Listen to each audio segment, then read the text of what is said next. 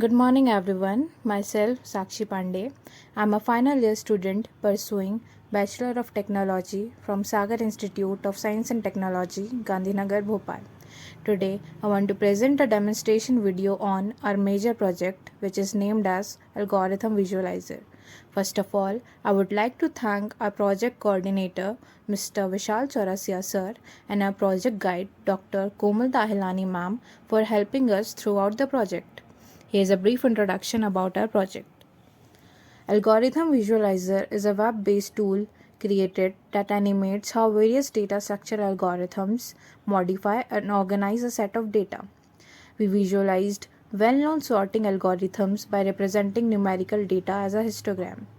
We also visualized operations of stack, queue, various searching algorithms, and tree. The web page is coded with HTML, JavaScript, and CSS.